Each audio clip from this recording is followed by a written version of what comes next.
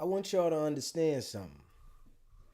Most people become famous before they know themselves. So they have to learn who they are after they become famous. That's why you see their lives go on a down spiral after they become famous. Hey, it's your boy DZ, man. If you haven't already subscribed to the channel, hit that subscribe button. Also, hit that like button for me and share this video. Now we're going to talk about Wendy Williams and we're going to talk about Suge Knight. And we're going to start with Wendy Williams. Wendy Williams has a two-part documentary about to come out in a couple weeks. Now, Wendy has been in the media, in radio, television, 30 years, right? And through her journey, she has talked about different people and she's played the game. She's found out how to play the game real well and be able to get people to pay attention to the things she was saying. I'm going to play this little clip of her talking and, you know, them letting you know about the documentary about to come out. And then I'm going to do a little bit of research along the way about some things Wendy Williams is going through with the Wells Fargo and someone being appointed to have control over her money and saying that she doesn't have no control over her money. And the person, whoever has control of it, is not documented, so you can't see who that person is. It's the games now. And she's saying if it can happen to her, it can happen to you. And which is true. We don't own anything. So at any point, the game can be played whereas though things can be taken from you for the things that you value and they can be ripped away from you.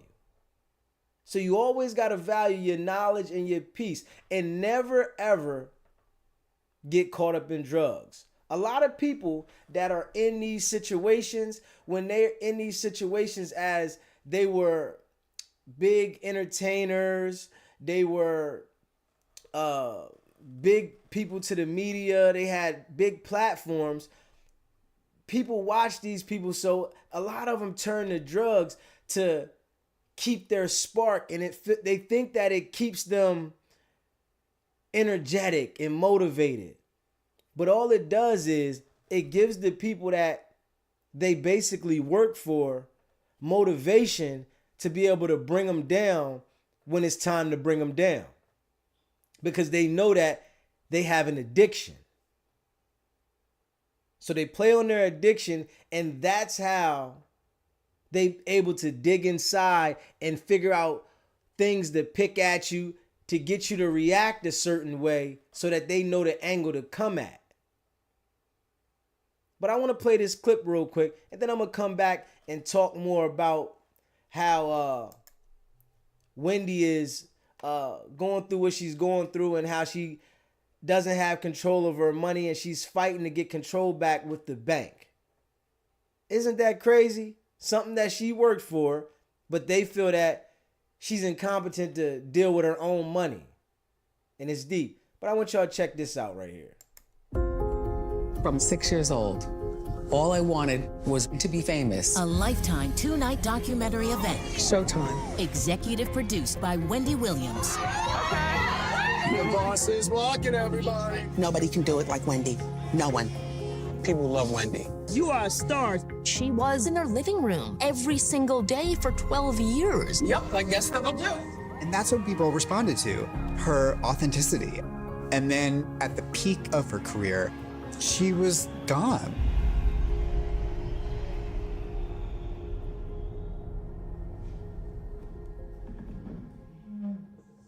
Are we ready? Yeah, waiting on you.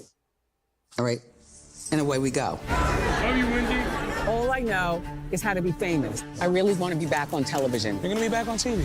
That's easy. My mom has done a great job making it seem like everything is okay always. Wendy, make sure you look here. 1, 2, 3. But in reality, there's something wrong going on. Did you see a neurologist? To find out if I'm crazy? Mm-hmm. Oh my God, no, I can't do this. I can't do this. I have to sit down again. She was put in front of a judge and given a guardian. That was when they took her away from us. I have no money, and I'm gonna tell you something. If it happens to me, it could happen to you. As her family, we were all sitting on the sidelines watching, and she was crying out for help. Did you drink this whole thing today? Keep it there. Okay. Keep it there. My mom, she always talks about how she wants to work. But I feel as though she's worked enough. She has people around who are yes people and allowing this to continue. This is all too much. Go! Drive! I have no idea where we are. This doesn't look like anything familiar. I think she's losing memory. Have you guys noticed that? How dare him? I control men. I weigh 138. Anybody could look at her and tell this is not just alcohol. There's something more going on. I miss my family. I'll be there. No matter how many times somebody may fall down, you gotta lift them back up. We all make choices in life. We all go through our challenges. She's still a person. How you doing? That's my sister. There have been random people around you, Stealing money from me. getting money, whatever the case may be. Enough. Can you tell me where your sister is? No, I don't know the exact location of where she is. I feel like the guardian has not done a good job of protecting my mom. My life. My life. Right now, she's weak and vulnerable, and she needs to be around people who aren't going to take advantage of that. I have no friends. You know how many people come out to support you? You know how many people love you? No, I don't. Everything is gonna be good. I know. I think that the guardianship system is broken. We are her family, and you tell me that I'm not capable of taking care of my sister. What would you do? What should I do? I love being famous. But family is everything. So good to see you again, Dad. It's good to see you, babe. Everything. Where is Wendy Williams? A 2-night documentary event premieres Saturday, February 24th at 8, only on Lifetime. Okay, now check that out, right? I just played that little clip of them showing that they're gonna do the documentary, a 2-day documentary for Wendy. I want to say this. Indulging in alcohol and drugs is our major downfall. When you think you need to celebrate from partying, which we say as doing drugs and drinking, it's actually a tool to keep you set back. It's a tool that was given to us, handed to us, to set us back. It wasn't put here to help us. But this is the thoughts that we think. Now, Wendy is sitting here going through it because she can't access her own money. They know something that we don't know. And when you go have those conversations with mental health counselors and you seeking different help and you expressing things that you're going through, when they tell you that these things are confidential, they're telling you these things because, yes, they can't tell your friends about it. Yes, they can't tell the people that you know about it. But when a court orders this information, they have to give it up. Listen to me now. When a court orders the information about your mental health status and the things you've said in these type of meetings, they have to turn it over. These things will be used against you whenever you're having a situation. at this current time, Wendy Williams is having a situation with the bank. So whatever's going on with the bank, and the bank, whoever they appointed to handle her money, is because they know and have knowledge, because they're at a different level in life, about her mental status. They know about her past drug addiction, the things that she's admitted to. You have to watch what you say when you're talking to these kind of people. These people befriend you and make you think that it's okay to express yourself. But if they get an order from the court, they got to talk about it. They got to turn over the documents. Because the court trumps everything. Wendy's upset she doesn't have access to her money. And now she can't live the same way as in anybody that would be used to having plenty money when your money is on hold and you got to fight for access to your money. Anybody would be going a little crazy. Which she might be already a little bit mentally challenged from different situations in life, which we all have different issues that we go through that make us deal with things a certain way. But some of us, when you turn to using drugs and you feel that the drug is a main healer for your pain and it's a daily activity, it'll wear on your brain. It's a chemical. Your brain isn't designed to take a poison all the time. And these people at the top level, this is what they're into. They're into constantly taking a poison and entering it inside of their body to function. So it puts them in a different state of mind. And the people that they're signed to, that they have contracts with, know this. So when it's time for them to hold their position against you in a certain situation, they make sure that they bring this up. You have an addiction. You have a problem. You have mental health issues. This is how the game is designed. It's designed to keep you off balance. And like I said, a lot of people that become famous, they become famous before they know themselves. So as they become famous and they're getting to know themselves, they're going through all these different trials and tribulations to learn themselves throughout the process. The whole time, someone over top of you is paying attention to your process.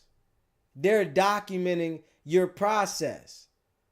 So when it comes time to throw something in your face or leverage a situation against you, they've been documenting your process the whole time. But you don't pay attention to that because you don't know yourself yet. You're learning yourself through this process.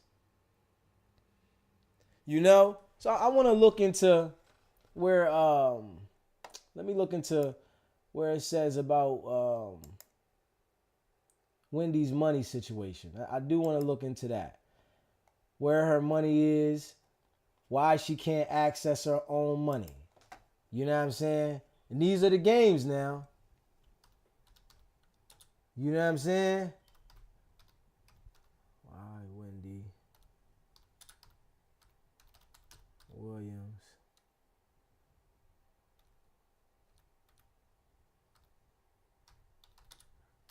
is suing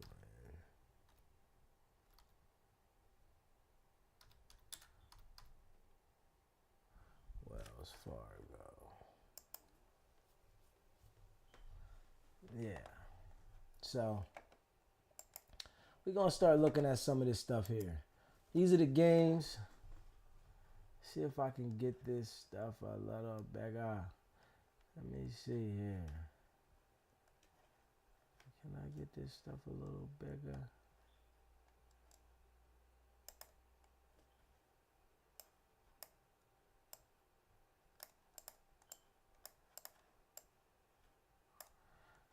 It says here, in the petition, Wendy Williams claims that the bank is in possession of several million dollars worth of funds and that she has been denied access to the funds for upward to 2 weeks, which has led her default and risk defaulting her bills. So she's saying she can't pay her bills and the bank is not letting her access the money. So let me see. Let's see here. We're going to check this out here. This was in May 22. Yeah, this is in May 22. So it says, New York judge on Thursday. This was in May of 2022. A New York judge on Thursday appointed a guardian over Williams' finances until July. A temporary guardian has been placed since March, when the judge agreed with Wells Fargo that one was necessary while the case is pending. Why would it be that someone that worked for their money has to have someone else to have guardianship over their money? If this here game life wasn't the way it is, why would somebody have to have guardianship over someone else's money? If I want to spend all my money and burn my money up, that's my business. Why do I have to have someone to come in and step and take care of my money? Does that make any sense? It's my money, right? Or is it in the contract that they make you sign if they feel that you're having mental issues, they can shut your bank account down for the money that they paid you? Could that be inside the contract? Crazy. It says Wendy doesn't agree to the financial guardian being appointed. If it's the court's intention to have one appointed over her affairs for the long haul, she definitely isn't going to accept that. So she doesn't want this guardianship. And then her family was trying to get the guardianship, and they're like, no, we're not letting the family do it.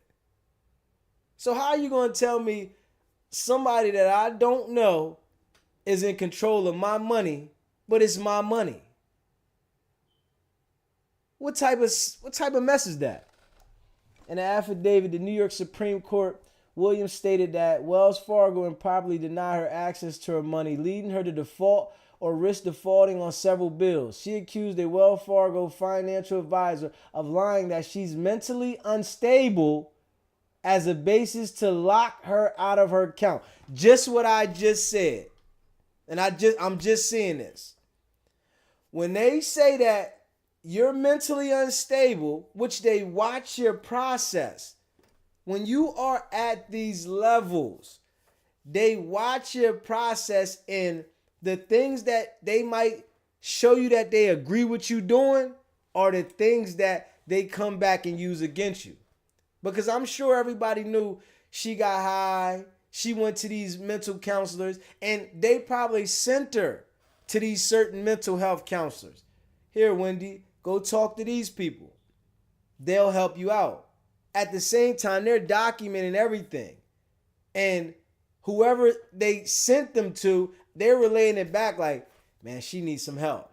Oh, no, it'll be okay. We'll work it out. So when the time comes to use it against you, and the judge, and they send something to the judge saying subpoena the mental records, all the information is right there. So you can't trust anyone in these situations because everyone has the capability of turning against you. And that's crazy that they're locking her out of her own accounts. Despite the decision to terminate the advisor as a result of her improper conduct in relations to my account, Wells Fargo continued to deny me access to my financial assets and statements, the affidavit reads. The case, which has been sealed, took a turn in March when Bernie Young, Williams' former manager, who was fired by the TV personality, moved to be placed as a guardian for the court. In a video posted on Instagram, Williams claimed Young improperly used her money, roughly $10,000, to hire a law firm to pursue guardianship over her. And this is another thing too, right? When you're in position, you have to watch the people that surround you. This thing that they print out called money will have people around you do the most outrageous things to cross you. Something that they print up, put a dead president on it, and tell you the value of it is this, will make the people closest to you turn on you. So you really got to pay attention to all these things. Bernie Young Entertainment didn't respond to the request for comment. Thomas, who said her client is doing really, really good after receiving treatment for Graves' disease, a thyroid issue, suspects that there's something more, something someone has done with Williams' money, and that the bank is attempting to hide something. The bank declined to comment when contacted by THR. Wells Fargo in 2020 agreed to pay $3 billion fine to settle a civil lawsuit and criminal prosecution over fraudulent opening millions of savings and checkings account with customers' consent to meet sales quotas. This game though. But I guess when the bank does something like that, you can't hold a specific person liable because of the corporation. And they just want to say they're going to settle out with a settlement.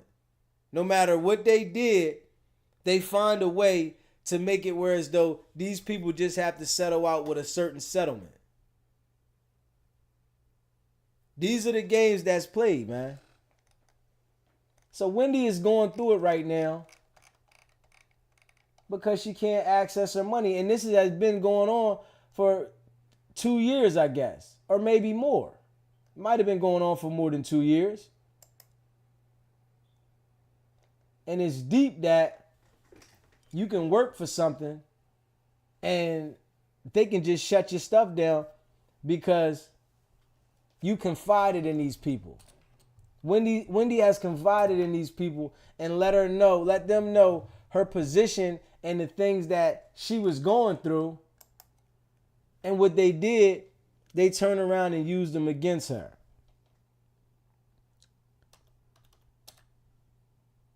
Let me see, hold on.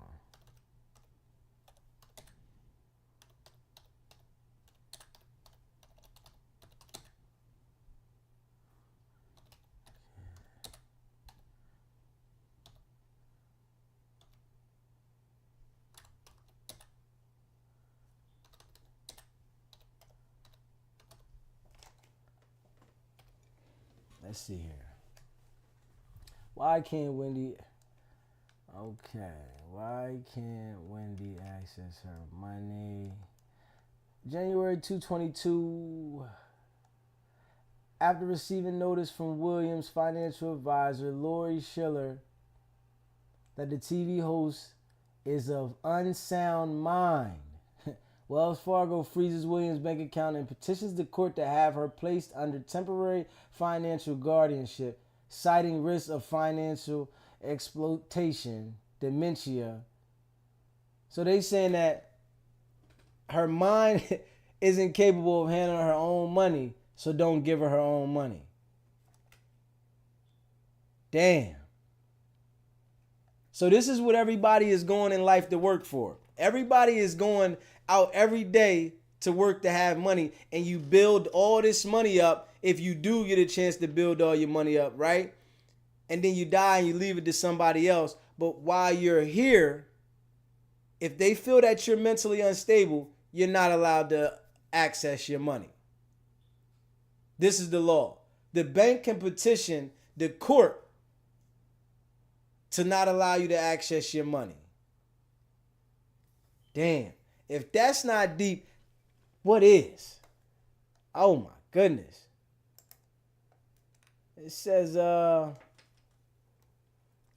Williams' daytime talk show was canceled in 2022 after she had been on medical leave during a battle with autoimmune disorder Graves' disease. That same year, she was placed under financial guardianship. Wells Fargo at the time that she was incapacitated. What you say? Incapacitated person. Damn. According to the Hollywood Reporter. So they saying she's not capable of handling her own money and being competent. Basically. In 2022, they petitioned a New York judge to put the financial advisor. Let me see, hold up.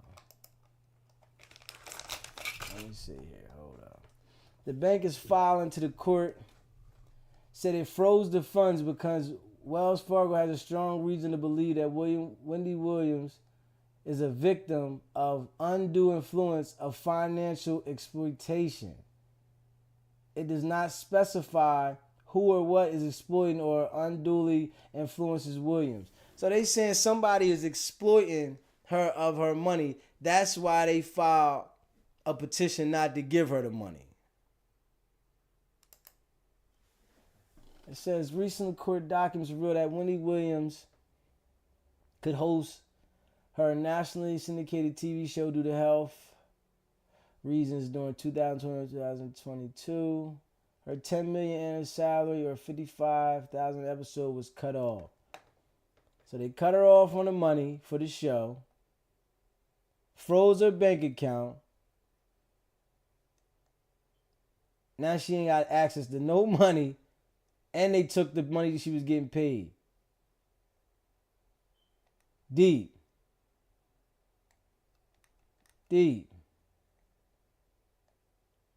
And she can't access her own money. Let me see. And they're not saying who the financial guardianship, who has financial guardianship, but somebody has financial guardianship, which it has to be somebody that does this for the bank. Somebody does this for the bank and they have the guardianship over it, but she's the one that worked for the money. How do you go out and work? This is something that they put to us, to go out here and work for your money and build up your future, but honestly, you have no control of it.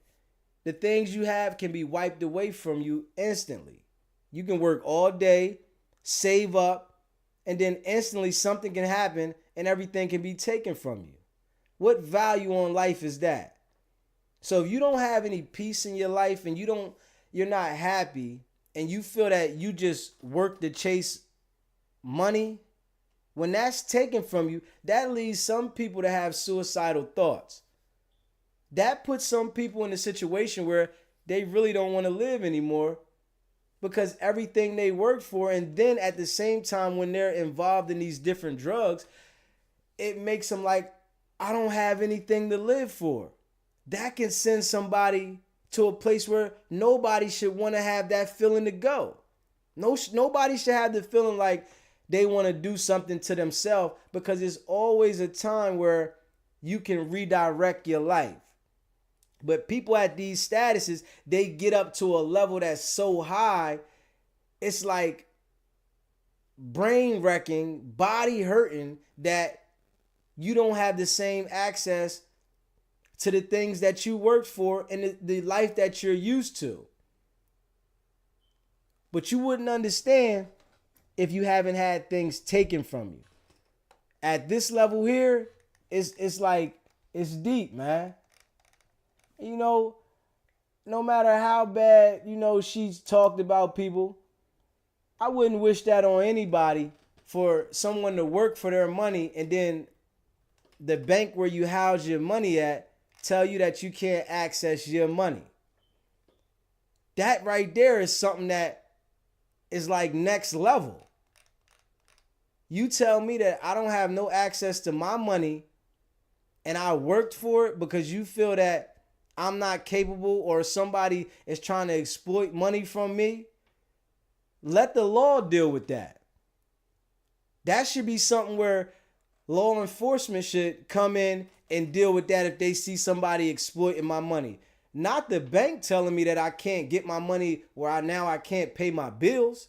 I have no access to pay my bills. So my life is supposed to suffer because something that you think is going on, but no one's been charged with a crime?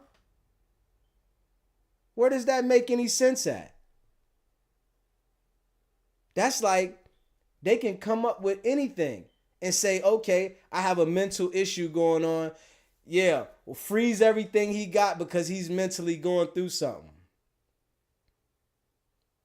That's like outrageous, man. But these are the things that we put our trust in. We put our trust in the bank. We put our trust in the law. We put our trust in the things that they designed for us. The news, all this stuff that we put our trust in. And then we see that these people aren't trustworthy. But they don't suffer any consequence for not being trustworthy. The people that suffer the consequences are the regular citizens. They make sure that you suffer the consequence if you don't go with their program. And that's some deep stuff there. Hey, man. Let me see let me see here. I'm looking at this like, damn, Wendy. That's deep there. Wendy Williams. Let me hit Wendy Williams. Wendy Williams.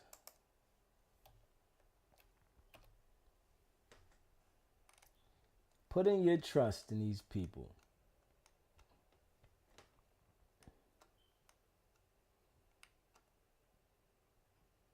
Wendy Williams.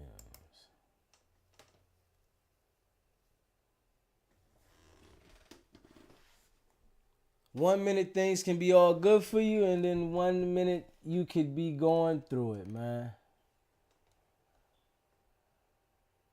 Wendy was born in 1964 as an American former broadcaster, media personality, and writer. From 2008 to 2021, she hosted a national syndicated television talk show, The Wendy Williams Show. Prior to television, Wendy Williams was a radio DJ. Let me highlight that. Prior to television, Wendy Williams was a radio DJ and host, and quickly became known in New York as a shock jock.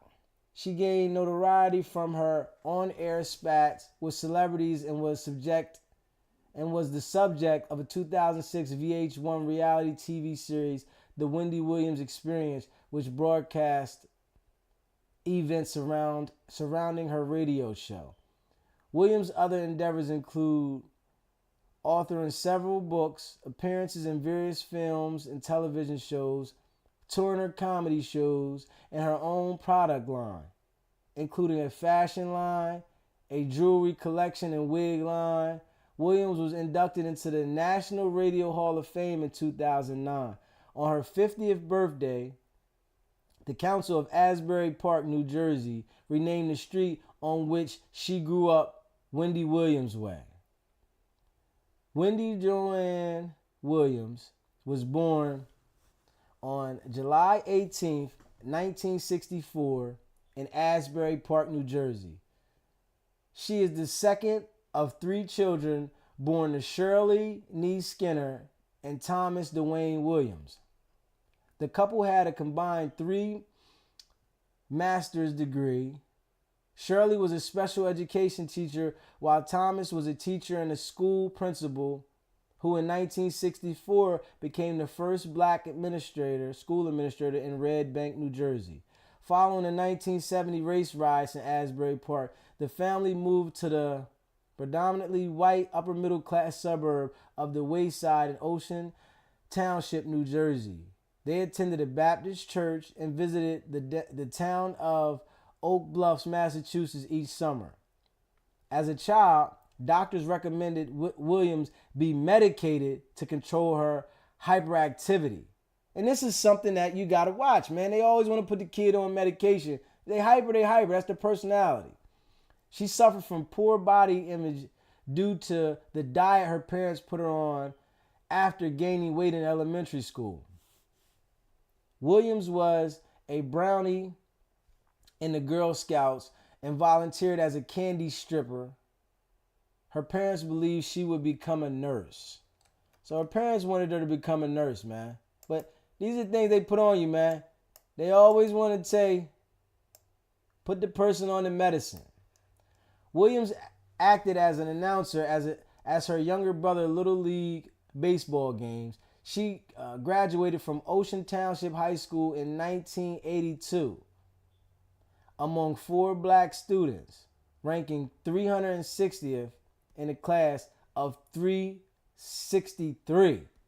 Her academic performance opposed that of her older sister, who received a university scholarship at the age of 16, as she was able to use white diction instead of African American vernacular English. Williams' white classmates considered her one of their own and freely used the word nigger around her. She did not get along with the other blacks students and said their own commonality was smoking cannabis. According to Williams, she did not listen to hip-hop music and instead listened to rock bands like AC/DC because they were popular with her classmates. Due to her suburban upbringing, Williams considered herself a multicultural woman who happened to be black. Williams attended Northeastern University in Boston with the intent of becoming a television anchor. Less than a month after starting, she switched from television communications to radio because she could advance her career faster and move of which her parents disapproved. Williams graduated in 1986 with a Bachelor of Arts degree in communications, and to appease her parents and minor in journalism, she was a disc jock for the college radio station WRBB, where rapper LL Cool J was her first celebrity interviewee. As an intern for Matt Siegel of contemporary hit radio station WXKS-FM, Williams recapped the soap operas Dallas and Destiny on air. In 2021, Williams revealed that she was date raped while in college. See, and that's one thing too. When you hang around them certain crowds, she was against smoking weed, but she didn't have no problem doing coke. You was against the weed heads, but you had a problem. You didn't have no problem doing coke. The influences of us, we're easy to be influenced by certain things in life. So you got to be on top of the things around you and who you keep yourself around, because it's easy to get influenced by a lot of things. 1986 to 1994. 2 weeks after graduating from Northeastern, Williams began her career as a disc jock, working for a small capsule and reggae-oriented WVIS in Fredericksburg, U.S. Virgin Islands, but disliked the role because she did not learn as much about radio from her colleagues as she expected. Due to low pay and isolation from her family, Williams began sending resumes and demo tapes to herself to other radios.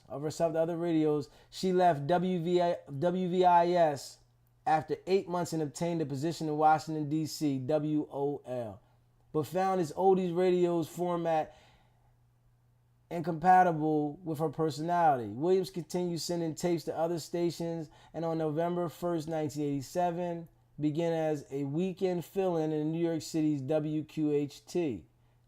After the urban contemporary station hired her full-time to work overnight shifts, she left WOL. Williams was fired from the WQHT after 2 years and briefly worked overnight shifts at the WPLJ before being hired by WRKS. Initially working as a fill-in, WRKS gave Williams a non-compete clause and permanent morning position in May 1990 after WBLS began poaching its employees. She joined Jeff Fox and Spider Webb as part of the station's Wake Up Club. There, Williams began gossiping about rappers and celebrities during a segment called Dish the Dirt. Those she talked about, such as Bill Cosby, Russell Simmons, called the station unsuccessful, demanded she be fired, and she grew into a popular radio personality. WRKS moved Williams to the host of the evening drive time slot in April 1991. By 1993, she was the highest rated host in her time slot in the New York City market and received Billboard Radio Awards for R&B Major Market Radio Air Personality of the Year. Around this time, Williams married her first husband, Bertrand Burt Gurjuri. She says they separated after 5 months and divorced about 18 months later. William has been open about her cocaine addiction in the late 1980s and the early 1990s, for which she never received treatment. So she's admitted to being hooked on cocaine. And she says she never received any treatment. Those type of things, man, they'll have you lost, man. When you get out there messing around with them people that are in that life, they want to have that party fast life, that should have had you lost quick, man. Williams co-hosts American Urban Radio Network syndicated Top 30 U.S. Song Countdown program in 1993 and U.S. Music Magazine in 1994. By mid-94, WRKS has suffered a rating decline aimed at competition from hip-hop-oriented WQHT, which was owned by MS Broadcasting. In an effort to reverse the trend, WRKS moved Williams back to the morning on September 26, 94, where she hosted a program titled Wendy and Company. However, MS purchased WRKS less than 3 months later and transferred Williams to WQHT, where she began hosting the evening drive time slot on December 12, 1994. As WRKS was reformatted into an urban adult contemporary outlet geared towards older audiences, they believe Williams would better reflect WQHT's younger demographic. Yeah, man.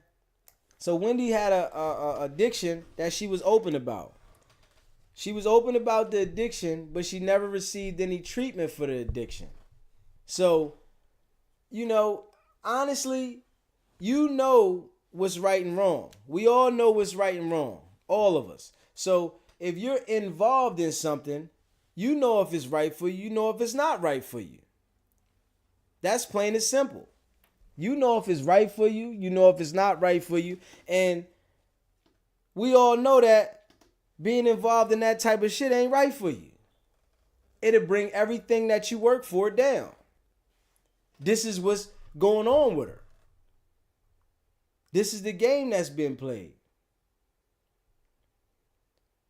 Many people wanted to get Wendy out of the way plenty of times for talking about him, airing things out about him. But she still was there. She had that show forever. The Wendy Williams Show. Had everybody on there talking about him. But maybe she challenged somebody that didn't want to be challenged. Because that's how that game works. If you challenge someone that doesn't want to be challenged and they have a certain kind of power, they can make your life miserable. And I'm sure that's probably what happened.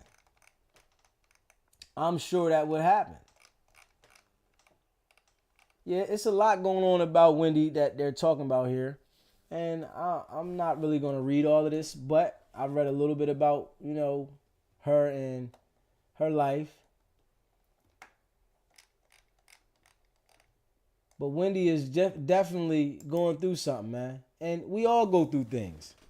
Everybody in life goes through things. It's a part of life. But no matter what you go through, long as you still here, you have an opportunity to change things around. So never give up. Don't ever give up.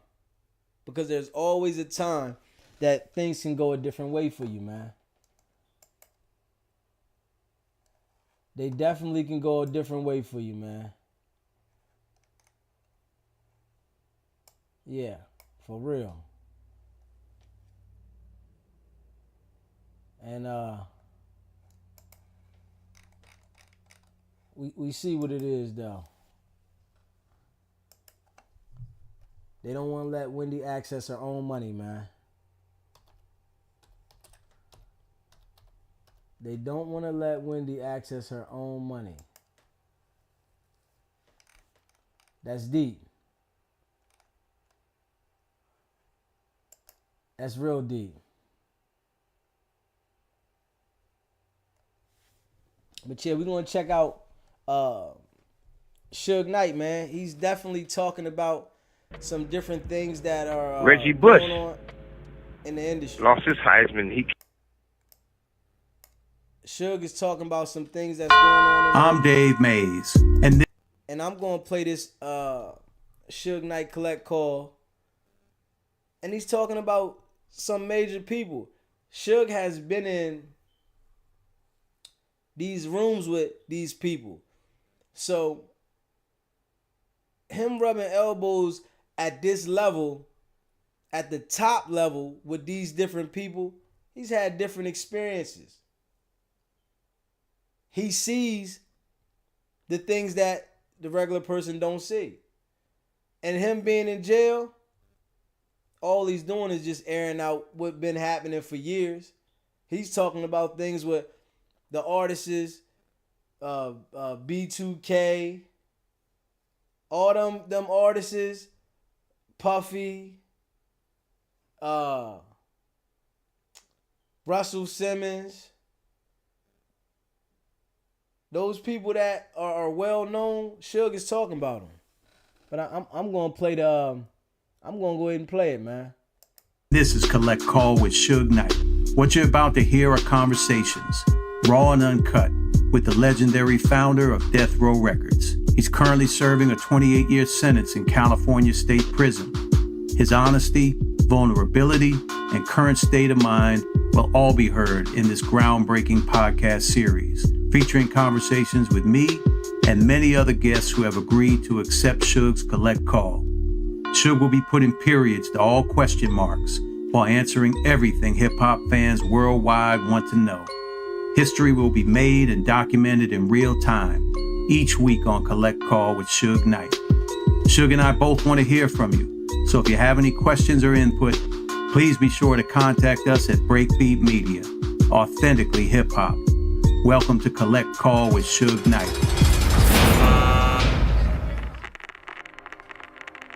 The fight. What is the fight? You know, I was young. I was fighting to show the next person I can get what I want. I can hold my own. Sometimes, you know, when you look at it, you might fight to win. You might be fighting for a change. But the fight is real. It's good. It's bad. It's God. It's the devil. We have to walk the truth. Talk the truth. Become the truth.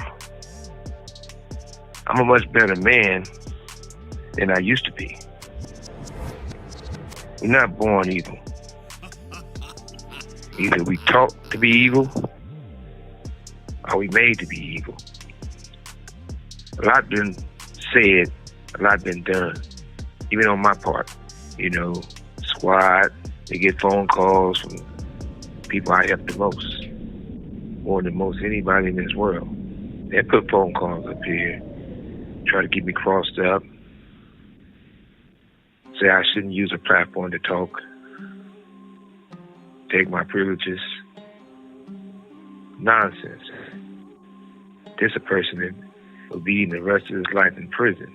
This call and your telephone number will be monitored and So Suge saying that people in prison saying, yo, man, you shouldn't be talking about this stuff.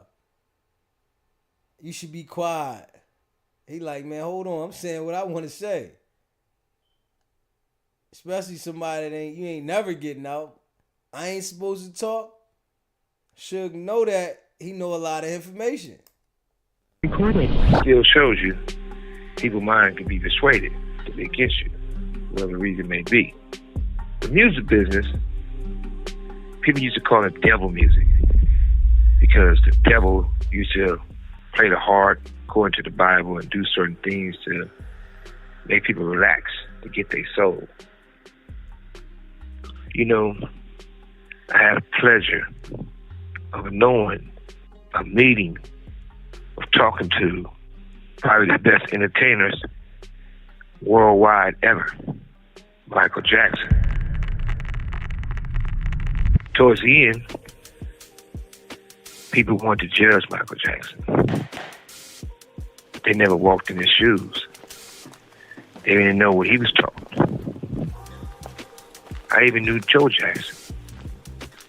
Joe Jackson had to fight hard to make his kids successful. He wanted them to sing and dance their way out the ghetto. And they did. He knew the music business is a lot of tricky shit, a lot of devil shit. Drugs, alcohol, sex, men on men, women on women. So we had to play hard nose to try to protect his children from that. Barry Gordy was the first person to get in Michael Jackson's ear. He knew that there was Jehovah's Witnesses. He knew that their parents didn't want them to celebrate Christmas and probably have certain things and want them to work hard and practice all the time. So he used the toys and celebrating different things to lure them towards him. Barry Gordy is a smart man. He had Motown, Motor City Sound.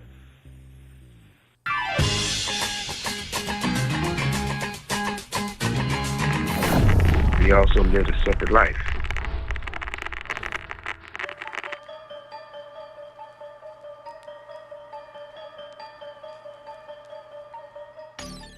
Seen with women,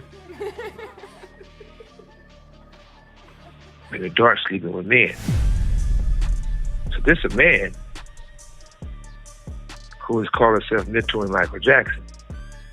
You pretty much know where I'm going from here. Then there was Quincy Jones. Quincy Jones walked like he was a music note. People adored him as being that musical whiz. He shared time with Michael Jackson. Certain things they taught Michael Jackson might have been a lot of things they shouldn't have taught him. So if you taught something, you might repeat something if you taught it a bunch of times. So I don't hold that against Michael. But now, when you look at it, they introduced him to drugs. They tried to make him feel that black wasn't proud anymore. So, of course, everybody knew the bleaching of the skin and the changing. But overall, for a lot of people in the world, we just love Michael Jackson. But just don't stop there.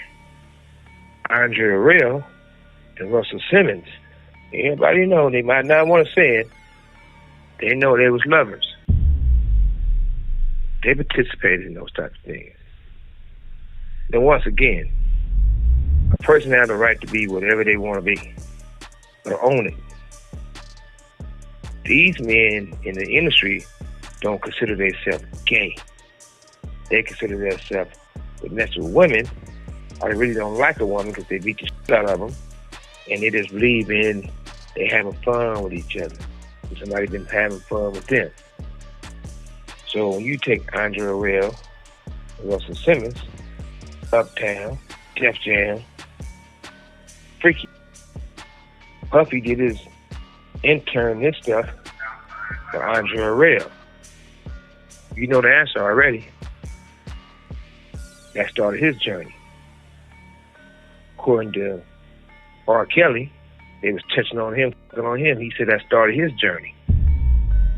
Puffy started some journeys. And that's deep right there. They saying that these different artists were touching on the up-and-coming artists, and which got them touching on the next up-and-coming artists. And they all men. Sick.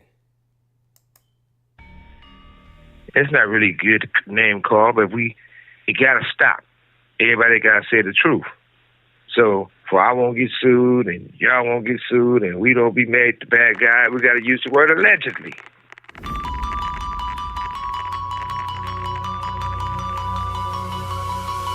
Allegedly, they sent Usher to go do a lot of songs with Puffy.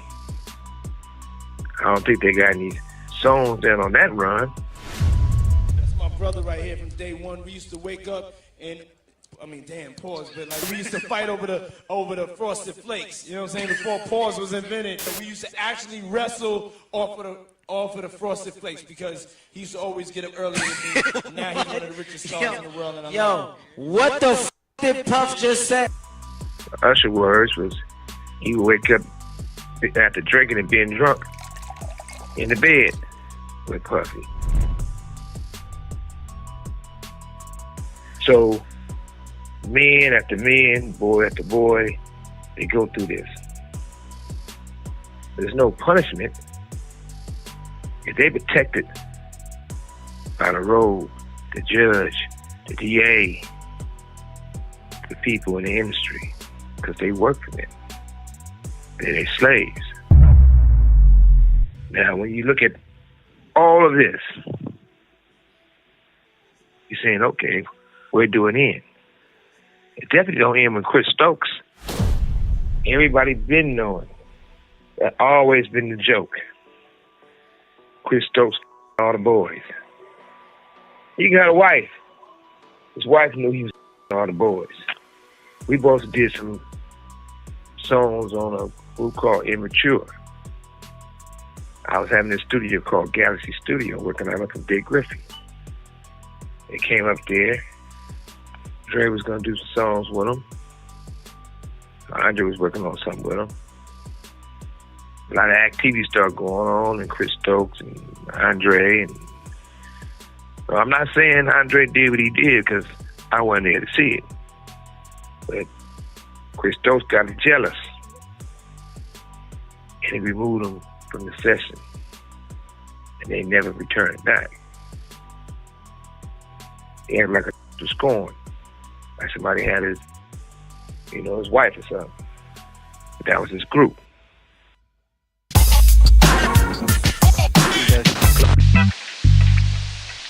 You know, I used to have so many automatic withdrawals coming out of my account for subscriptions that I didn't even realize I had.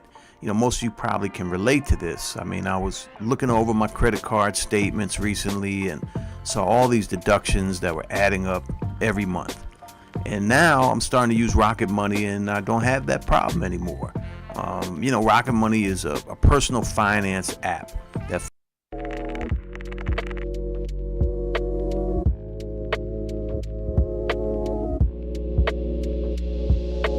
OJ can't go to USC for nothing, even though he was acquitted. Reggie Bush lost his Heisman. He can't really go there. I don't know about now. No, he couldn't go there for the longest because some idiot said he gave him a couple of bucks, but that money didn't even come from the idiot. They were trying to blackmail Reggie Bush. But all that's been said, you can take Jimmy Iovine and Andre Young, and they can get them a building at USC. They can be racist. Andre beat the out of most every, did more trauma to the women than anything, and they part of that hidden secret of that they not gay, but they, you know, mess around with men. But at the same time, SC is a racist, I feel. I think it's about the Bruins right about now. Because they're not allowing that. They don't have, you don't have that many black students there. Or they don't get them the opportunities from Southern California. And on top of that, by letting these guys have their own building, and when you look at it, Trey have black kids. And last time I checked, ain't none of them been to college. Because nobody had to pay for them to go to college. And I ain't gonna be saying names, some of them was even strippers. At the same time, because he was taught not to really care for black people. Because his white kids, by his white wife, he made sure she went to USC and bragged about it. So he's saying Dr. Dre made sure that the kids he had with a white woman had everything, and the ones he had with a black woman, they had to go out there and fend for themselves. Could that be true? Or could it have been the influences from the parent? The other parent made the decisions be what it be.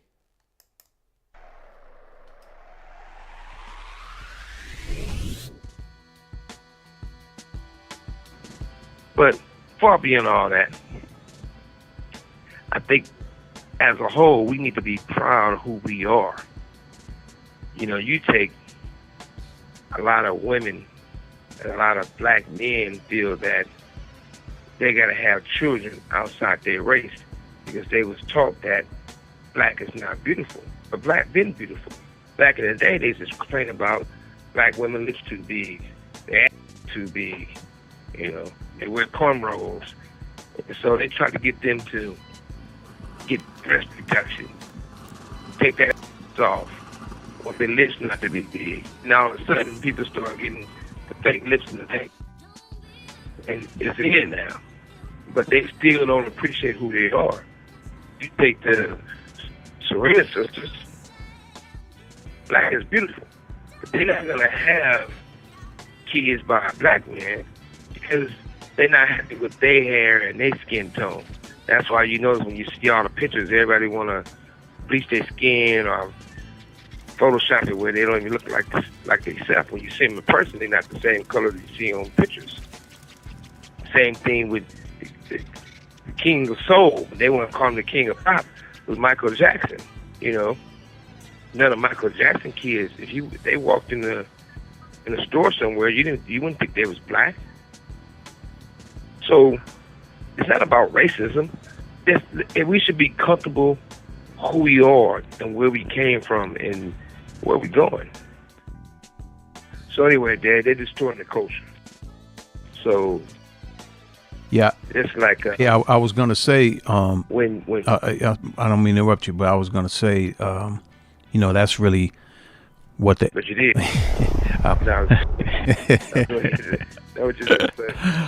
Yeah, well, I owe you a couple of them, but that's really what hip hop is. You know, was the essence of hip hop was about being yourself. You know, like how you say we got to get back to being ourselves. Like that, it didn't matter who you wear, what, you know, race, this, that, or other. So it was always about being your truth, being true to yourself. It was your truth, and everybody was more happier then, because you got to remember one thing: people can walk outside and go to the store or the grocery store and 2 or 3 o'clock in the morning, and you know I miss those type of that put their hair in a ponytail or you know put some booty shorts on or sweatpants on and house shoes, and we go to you know smoke on our way and go grocery shopping, right? Yeah. 2 o'clock in the morning. But now since the Photoshop and all the other stuff is so important, it takes them 3 hours to leave the house, you know? And I believe that women is beautiful the way they are. And a man, you the man because you are. And what made the music so overwhelming all these motherfucking years because of the soul of somebody's voice. Because you know where they came from. You know, They had soul, they had anger, they had pain, you can hear it in their verses. But if everything is auto-tuned, you can't hear it in their verses. So what they want to do with hip-hop is water it down so much that make anybody can do it. And if anybody can do it, why should it be important? If you can find water or wine on every corner, there's no value. But things make things valuable because it's different. And so if you go back and not picking on anybody, just, it is what it is. Even if you take an artist, say like T.I. When T.I. first came out, I liked it, he was country. You can have it whatever you like, you know what I mean? Mm-hmm. Whatever he was saying, right? Rubber Band Man, right? You can have whatever, right? But you can hear the South in him. And as time start going on, this call and your telephone number will be monitored and recorded. You hear him talk, and he would talk proper as it gets. Like he wasn't saying there, he was saying over there, trying to pronounce his words differently. Or Sierra, when she came out, she was that dark-skinned girl dancing every mother wearing frowning.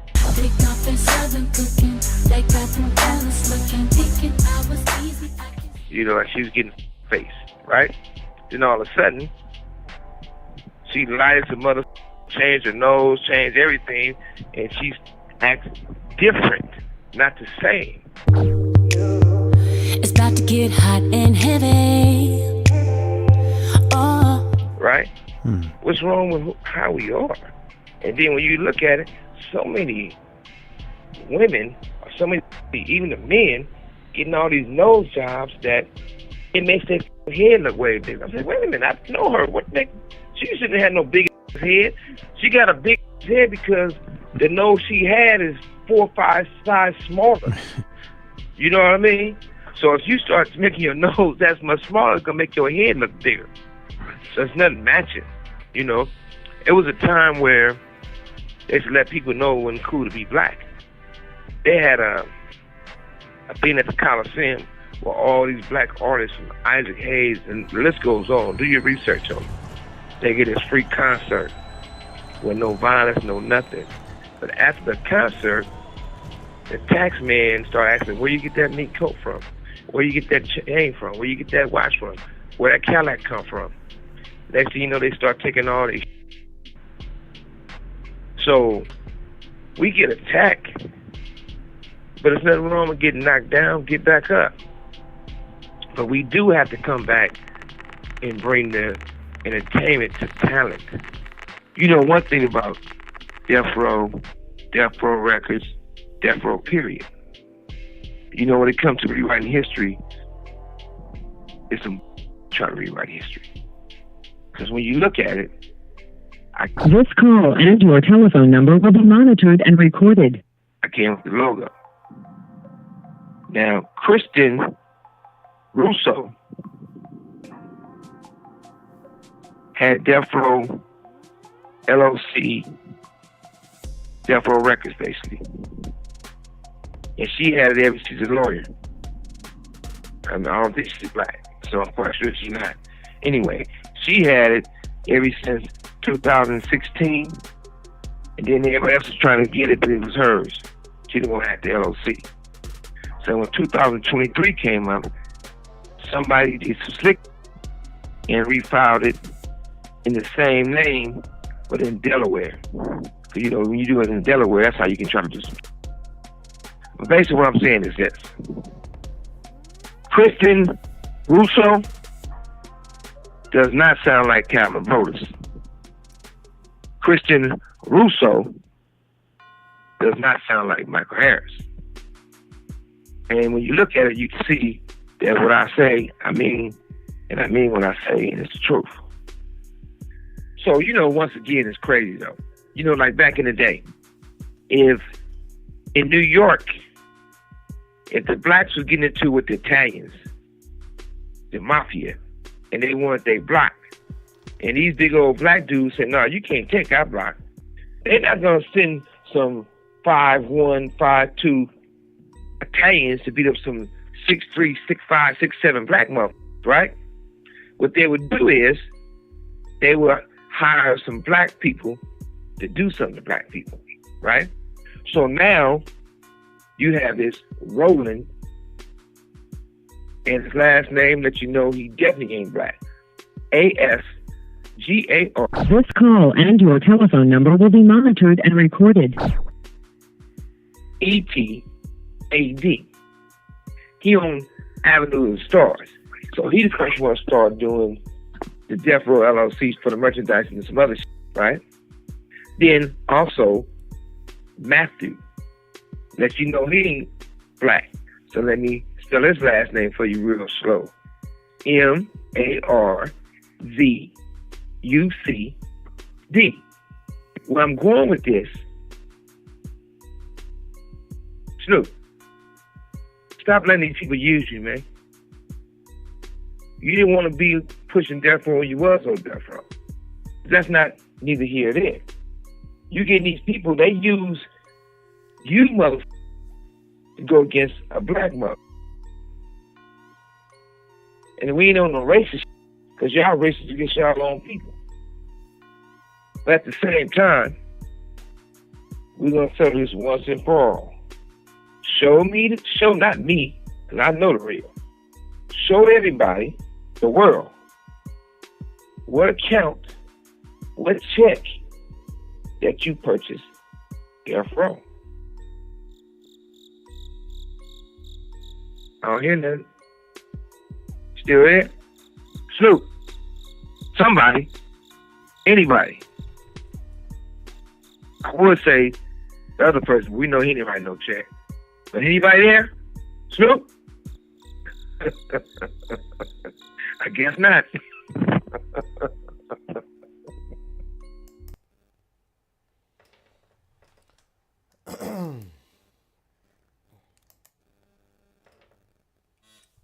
Yeah, Suge saying, man, that Snoop ain't purchased Death Row yet.